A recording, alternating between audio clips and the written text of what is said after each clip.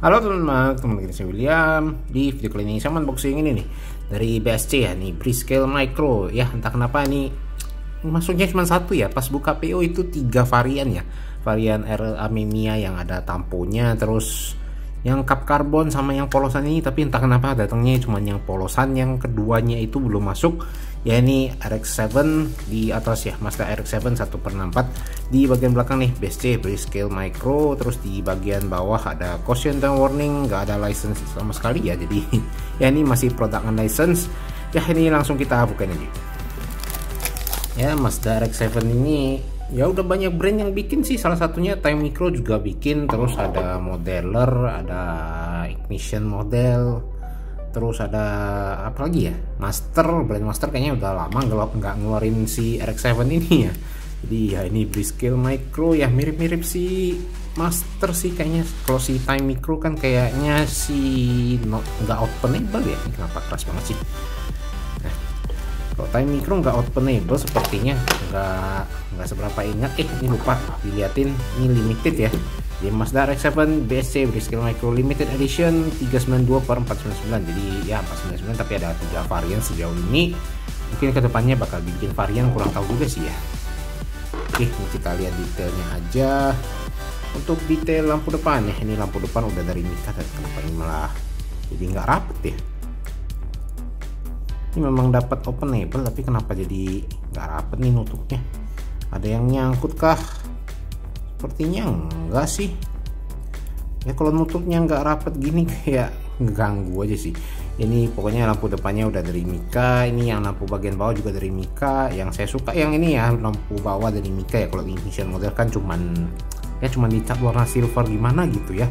Untuk air fan ini cuman dihitemin ya, sedikit kurang rapi sih yang di bagian sini. Mungkin bagian catnya ketebalan atau gimana.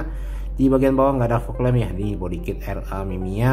Untuk splitternya sendiri ini udah nyatu sama body, cuman kanarnya doang yang terpisah ya. Nih kanarnya terpisah, kayaknya dari part plastik sih. Untuk kap mesinnya ya, ini ada lekukan air vent tapi nggak dikasih bolongan beneran ya, karena entah kenapa ya, padahal ini openable tapi entah kenapa nggak dikasih bolongan beneran. Kalau dikasih bolongan kan kayaknya lebih cakep aja ya. Untuk wiper ini udah nyatu sama kaca sepertinya. Terpisah nih. Ini terpisah ya, wipernya terpisah dari kaca. Hati-hati tuh, hampir aja kecongkel sama saya. Oke, untuk atapnya ya polos. Untuk detail bagian samping ini ada lampu samping, nih lekukan white bodinya juga ya cukup oke sih. Ada totolannya juga di bagian belakangnya cukup oke. Tangki bahan bakarnya di sebelah kiri, detail sebelah kanannya sama aja karena polosan doang. Untuk spionnya sendiri dari plastik, ada reflektornya juga. Untuk detail handle pintunya ya biasa doang sih. Ya biasa doang ya. Handle pintunya di bagian sini ya. Untuk bagian belakang ya, kaca belakang polos. Untuk wing belakang nih harusnya dari plastik. Untuk kakinya aduh terjatuh. Untuk kakinya ini mungkin kayak dari part aluminium atau besi yang tipis gitu lah ya.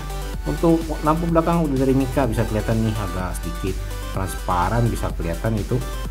Oke, untuk detail lampu dalamnya nggak seberapa kelihatan ya, tapi ya kayak ada sih, tapi ya oke lah, nggak seberapa kelihatan juga. Di bagian bawah ini juga dari part terpisah ya, dari Mika apa harusnya dari Mika sih ya, part terpisah ya, cakep sih daripada cuman dikat apa cuman dikal doang. Untuk license plate-nya ini dikal doang sepertinya ya, 638847 ini dikalnya si license plate-nya si siapa sih namanya, Takahashi Keisuke ya, initial D lah intinya lah ya.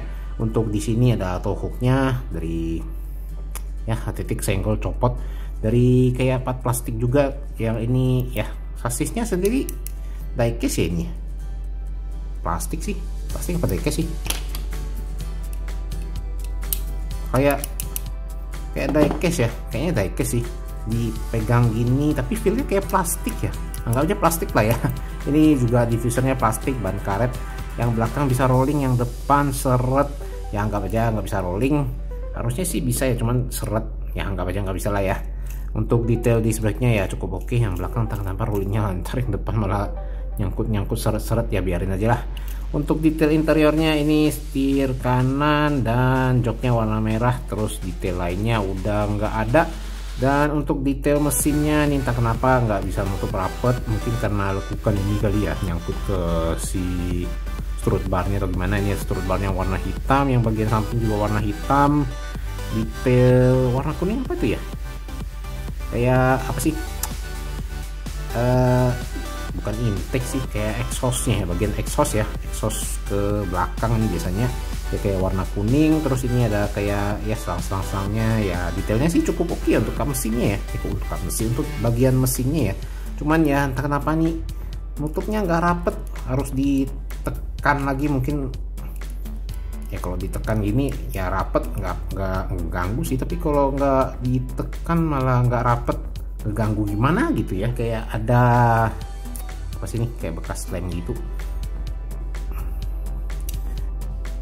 ya, nggak rapet lah intinya. Ini kalau ditekan ya, kalau rapet cakep sih, entah kenapa nih nggak rapet, mungkin perlu dibongkar lagi engselnya apa gimana. Nah ini ditekan, nah kalau kayak gini sih lumayan oke ya, cuman masih kelihatan gapnya sih ya. Openable-nya cukup oke, cuman ya inilah entah kenapa nutupnya nggak rapet. Kalau kalian teman ini di marketplace ada yang jual nggak ya, kurang tahu juga sih. Soalnya RX7 juga lumayan banyak peminatnya, apalagi RA meme-nya yang initial D ya, versi initial D lah, apalagi license plate-nya udah ada. Ini udah pasti versi initial D, tapi ya tak kenapa lah kap mesinnya nggak rapet. Kalau kalian teman silahkan cari aja sendiri di marketplace, kurang tahu masih ada atau enggak. Paling itu aja untuk video kali ini. Kasih banyak nonton, jangan lupa subscribe, dan kita ketemu lagi di video selanjutnya. Dah.